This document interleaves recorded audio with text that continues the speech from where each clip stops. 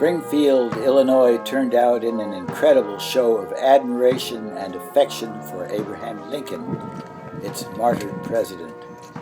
I was encouraged to see that the loss to the United States was recognized today, even as it was recognized 150 years ago. The funeral was actually on a Thursday, May the 4th, 1865. Sunday, May 3rd, 2015, the day chosen to be the reenactment of the funeral, was a sunny, although a very windy day. Every detail of the event was carefully planned to help Americans of the 21st century appreciate Lincoln's legacy and his unfulfilled dreams. The procession was led by Major General Joseph Hooker.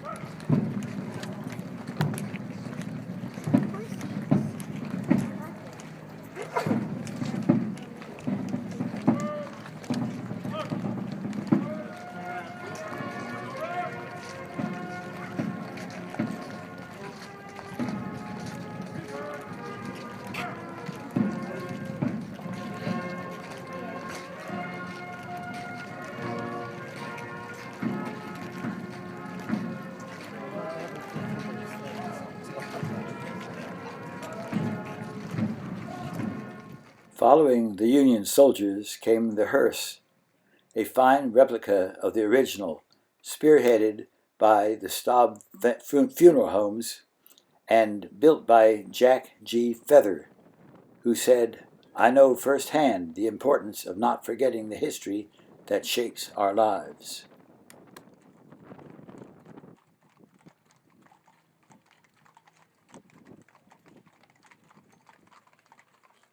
The pallbearers marching alongside were recruited from descendants of the original pallbearers.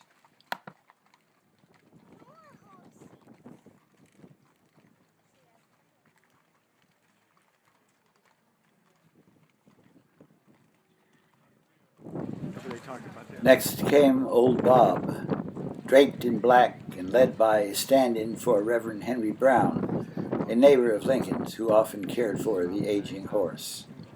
Carriages of family, clergy, dignitaries were followed by the general public. We, the people of the United States, in order to form a more perfect union, establish justice, ensure domestic tranquility, provide for the common defense, promote the general welfare, and secure the blessings of liberty to ourselves and our posterity, do ordain and establish this Constitution for the United States of America. The Union was not perfect. The flaw was the fact that slavery was condoned by some and unacceptable by others. Some citizens considered slaves to be property, not included in the Constitution's definition of "we the people." In his second inaugural address, delivered just 2 months before his funeral, Lincoln noted that all knew that slavery was somehow the cause of the war. Although he said, "Let us judge not that we be not judged," and noted that both sides read the same Bible and prayed to the same God, the prayers of both for his aid could not both be answered. He gives to both North and South this terrible war as the woe due to those by whom the offense came. Every drop of blood drawn with the lash shall be paid by another drawn with the sword.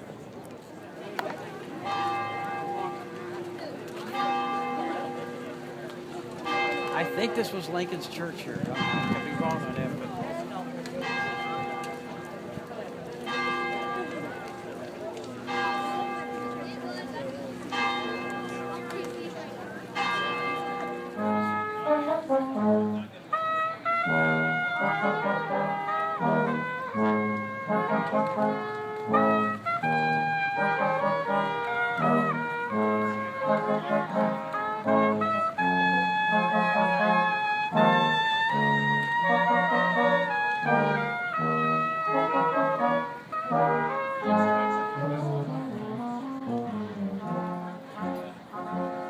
Joe Corrigan, my friend and neighbor, invited me to go with him to attend the reenactment of Lincoln's funeral.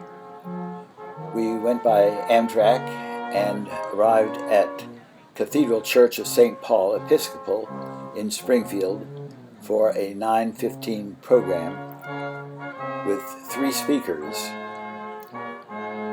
Richard Hart, an attorney at law in Springfield; Dr. Matthew Holden, Jr., a distinguished professor in political science at the University of Illinois in Springfield; and James A. Lewis, a U.S. attorney and civil rights lawyer. Hart urged us to get to know our diverse neighbors eye to eye, as Lincoln did as he met them on the street or in his home and got to know them personally. Hart observed that we no longer walk the sidewalks, but get in our cars with tinted windows, which prevent eye-to-eye contact. Lincoln's neighborhood was a diverse one. There were Irish and Germans and Portuguese and blacks. There were 20 blacks within a 6-block area. These are the people that formed Lincoln during his 17 years as a family man in Springfield. Attorney James Lewis urged us to get to know people also, especially those who are swept aside by society.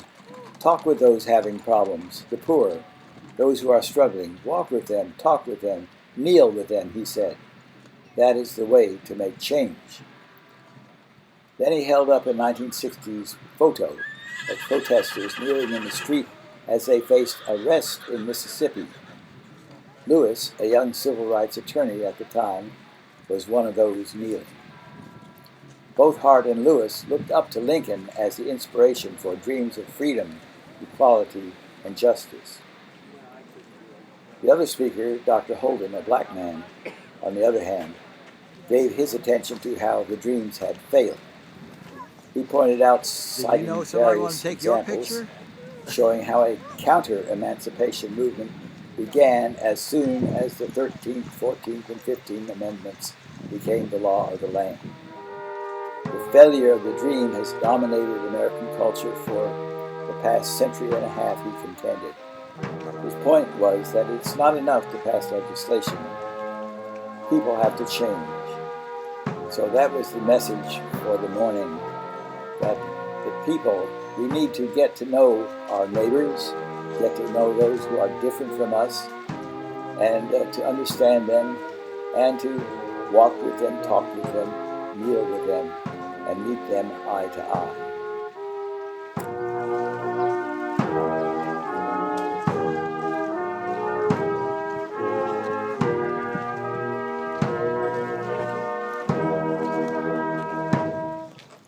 Hundreds of people joined the reenactment procession from the old courthouse to the Oak Ridge Cemetery to hear the original eulogies and to be inspired to make a more perfect union. Thousands were gathered at the cemetery to once again mourn the loss of a leader who led us through strife and poised us to create a more perfect union. A union in spite of diversity among races, religions, outlooks, political persuasions, economic conditions, and personal character. I went home heartened by the experience and inspired to be a more active participant in addressing the economic and social conditions which deny the general welfare and the blessings of liberty to everyone. I eagerly watched the evening news when I got home. There was no mention of what had taken place in Springfield. None. None of my friends, when I told them about Springfield, had heard about the event on TV. The violence, the looting in Baltimore and Ferguson dominated the news. I've prepared this video to address that problem. The problem of tinted windows. I hope that you will be inspired to join the thousands who gathered in Springfield and the millions inspired by Abraham Lincoln, the man who was born in a log cabin in Hodgenville, Kentucky, and died in Washington, and left us with a deeper understanding of what it means to create a more perfect union.